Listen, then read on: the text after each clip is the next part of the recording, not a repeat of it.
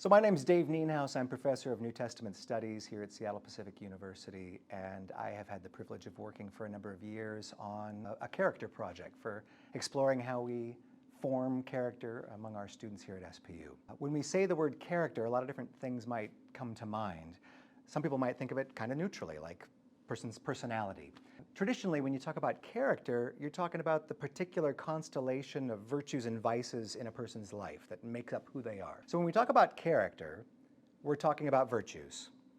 And when we talk about virtues, we have to ask, well, what virtues? What are we talking about? If you go to the New Testament, you'll find that there are long virtue lists all over the place.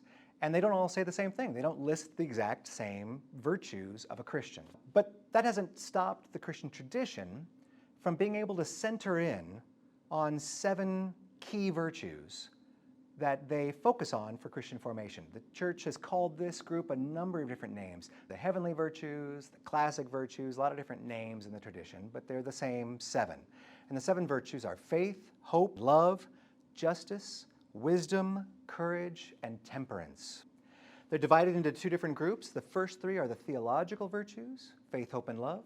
The next 4 are the cardinal virtues. The cardinal virtues are justice, wisdom, courage, and temperance. What sets these apart is that these are ancient virtues that were identified by people like Plato and Cicero way back in the ancient world. And the basic idea behind them is that they are common to all humans and that they can be acquired and cultivated and strengthened by human effort. They're universals. The church embraced those very early on and said, we're going to call those the cardinal virtues. But Christians, of course, believe that we don't become Christ-like without God's help. So the theological virtues, faith, hope, and love, are the virtues that we require God's help to cultivate. They aren't just acquired by us. At some level, they're infused in us when we partner with God to grow in faith and hope and love.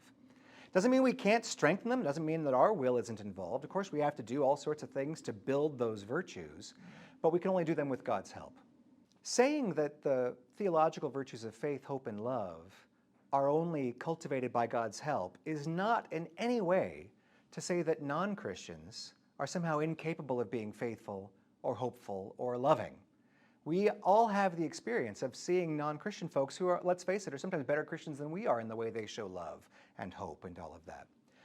All this is trying to say is that these words have content behind them. They must be defined. So what do we mean by faith? What do we mean by hope? What do we mean by love?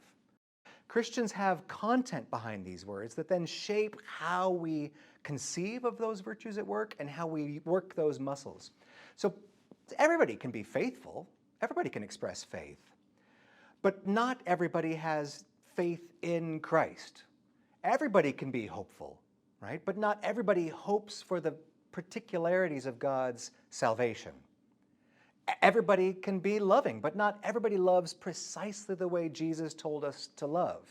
Again, there's content behind these things that shape how we understand them and how we practice them.